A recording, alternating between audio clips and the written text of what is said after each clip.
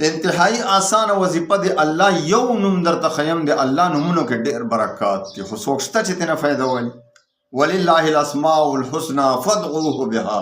یو نوم د الله درته داسې خیم چې تاسو د هغې وظیفه شروع کړئ، انشاءالله العزیز په څو ورځو کې که تاسو مالداره نه شوئ، تاسو ته به داسې ځای نه مال راځي، معاشي پریشاني به ختمه شي، تکلیف به ختم شي، تاسو تر 7 نسلو پورې به انشاءالله څوک غریبانان نه. داسې وظیفه درته وښیم. بس تاسو به داسې وکړئ چې 1 نمبر خدا چې د مونږ باندې دا مصیبتونه څه د وجې راځي، ګناهونه د وجې. نو 1 نمبر الله ته توبه وباسئ، استغفار وکړئ چې الله زه ډېر ګناهګار یم، مجرم یم، اقراري مجرم یم، مانه چې څومره خطایانې شوي ما ته معاف کړه.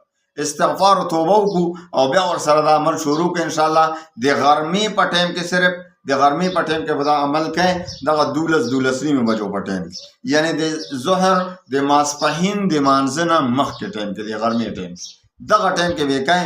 انشاءالله العزیز ته به وګورئ چې الله پاک څومره مال او دولت تا ته درکوي. داسې ځای نه به در درکوي چې ته به یاد وساتې.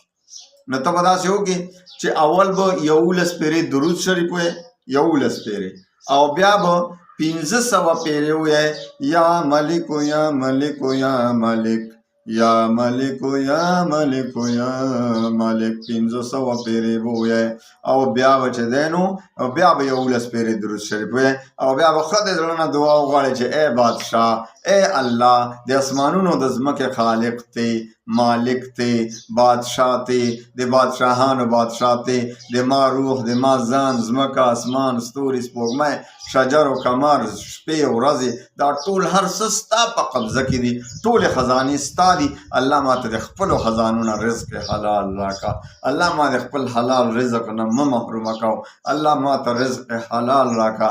الله رزق حلال راکړه.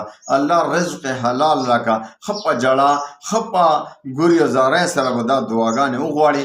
انشاءالله څو ورځې په مخې کم از کم 40 ورځې په دې عمل وکړه، او بیا وګوره چې انشاءالله څومره مال حال تا ته فراهم ملاویږي. الله د ټولو مسلمانانو په حالت رحم وکړي. الله د ټولو مسلمانانو ته فراخ روزي ورکړي. و آخر دعوانا ان الحمدلله.